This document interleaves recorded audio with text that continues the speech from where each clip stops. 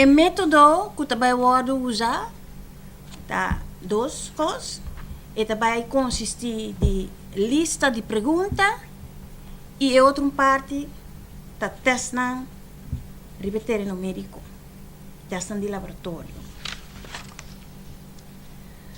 Nós sabemos que aí não passa, nós sabemos que papel com prensa e para via prensa com o pueblo de Bonaire, que nós fazemos diferentes estudos. Diferente de estudos, estava arriba grupo de enfoque jovem. Nós estava tinha youth health study, nós estava tinha uma investigação arriba tópico de obesidade e também recentemente fazia um onderzoek sobre nós jovens passar com a situação de uso de droga sobre nós jovens.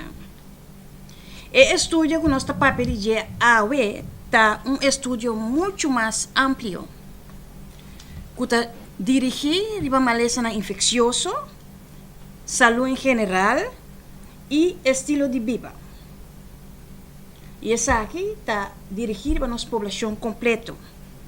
Esse aqui está o primeiro estudo grande que está seguindo o estudo que estava em 2002, como nós tinha que estava chama com saúde Bonaire caminha que também estudo assim, onderzoek assim, bode pueblo de país que antes estava cá bode Antillas holandês. E o estudo vai primeiramente riba evaluação. O estudo que nós está papel de AUE, tá estudo que está dirigido a grupo de enfoque muito mais grande, que está pessoas de 0 até 89 anos.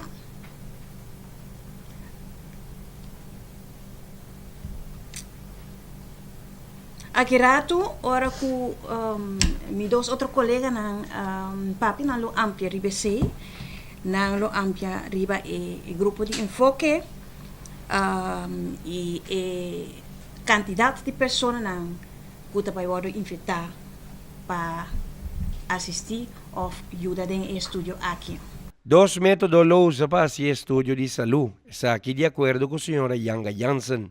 O estudo aqui está de sumamente importância sobre o meio de estudo aqui. Nós trabalhamos a cifra, nós trabalhamos a data para nós por melhorar nos serviços, para nós por trabalhar mais melhor na prevenção, dirigir riba problema que nós temos na nossa comunidade. Para o tempo, nós não estávamos tendo um estudo assim aqui, e então é bom que nós podemos que o DENMEI estudo aqui também começar para nós por aí data que nós podemos trabalhar com ele mais dirigir. Nós temos vista mais clara com a situação de saúde de nossa população aqui na Bonaire. Nós temos vista de percentagem de diferentes malezas infecciosas.